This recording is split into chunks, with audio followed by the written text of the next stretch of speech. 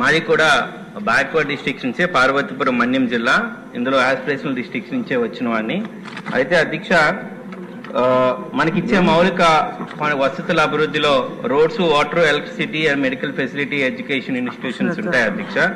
ఇంతవరకు నాకు తెలిసి చిన్నప్పటి నుంచి అక్కడ ఏది కూడా ఎడ్యుకేషనల్ ఇన్స్టిట్యూషన్స్ గురించి కానీ, ఎలక్ట్రిసిటీ ఇప్పటికి కూడా కొన్ని ఏరియాలో, మా ఏరియాలో ముఖ్యంగా ఇంకా ఎలక్ట్రిసిటీ లేని విలేజెస్ కూడా ఉన్న ఏదైనా ఉంది అంటే అది మన్యం జిల్లాలోనే చూస్తున్నాం. అయితే ముఖ్యంగా నేను అడిగే క్వశ్చన్ ఏంటంటే, మనకు వచ్చే ఆస్పిరేషనల్ డిస్ట్రిక్ట్ ప్రోగ్రామ్ ద్వారా ఉపాధి సృష్టి ఎంతవరకు, అంటే ఇంతవరకు ఎంప్లాయ్మెంట్ ఎంతవరకు క్రియేట్ చేయగలిగాము? అలాగే మామూలుగా ప్రతి ఒక్కరికి తెలిసిందే ప్రధానమంత్రి సడక్ యోజన, అలాగే పిఎంజి ఎన్ఆర్జీఎస్ పథకాలే కాకుండా ఇంకేమైనా కొత్తగా ఇప్పుడు ఇస్తున్న మన 7, నాకు తెలిసి ప్రకాశం కూడా కలిపారని చెప్పారు, ఈ 8 జిల్లాలని ముఖ్యంగా